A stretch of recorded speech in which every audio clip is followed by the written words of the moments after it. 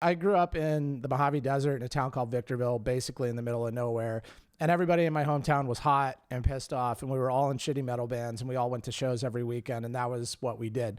And I think that one of the things that was interesting about the sounds that came from Victorville is that LA was 2 hours away. We didn't have like a directly adjacent scene that was giving us information that we could use to apply to our music. So we kind of had to create our own scene. Like most of us only found out about metal because of like Pantera and Slipknot. Like we weren't dialed in, you know what I mean? So we had to be creative in the kind of stuff that we came up with.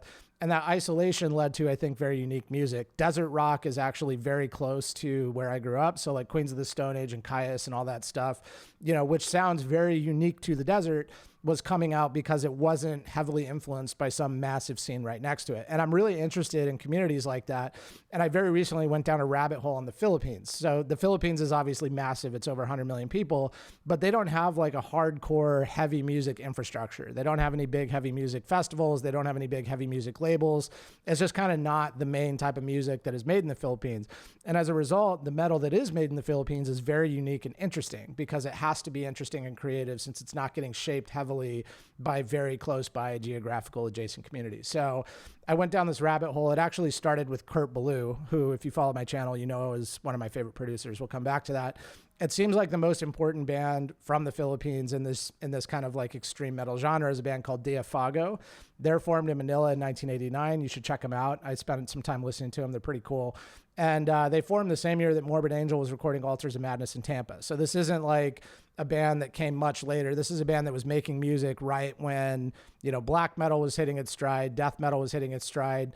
And they call themselves Voltaire 666 and Sadapa are the two names of the guys in the band. So obviously they get the vibe, right? And their 1991 demo was often described as like Hellhammer worship. It does sound like Hellhammer, but they kind of evolved from there.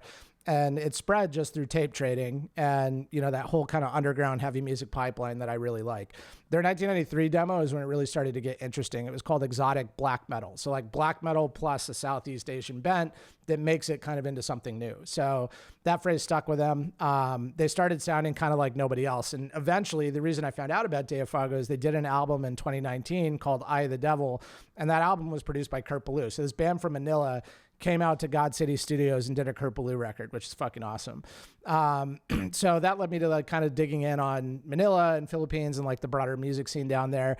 There's a couple other bands that are really cool. Pathogen, it's a death metal band from Manila. They're from 2001 and they're putting records out on like European metal labels because they just don't have, you know, that scene is not the most popular scene in the Philippines, right?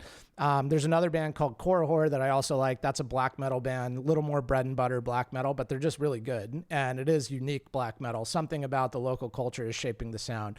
That band is Korihor. There's another band that's got a name that's very similar that's like this terrible rap rock band, so be careful when you're looking for it. But those three bands are really good. I'm sure there's a bunch more. If you know any, I'd like to hear them.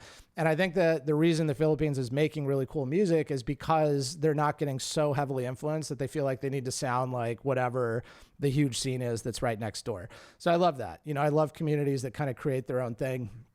I think it's worth talking about it, and I think it's worth listening to them. And I also think it's just cool that however they found Kurt Ballou or Kurt Ballou found them, that my favorite producer wound up doing a record by this band that I just discovered that came from the Philippines. So if you know any other Philippines metal, let me know. Otherwise, check out these three bands and tell me what you think.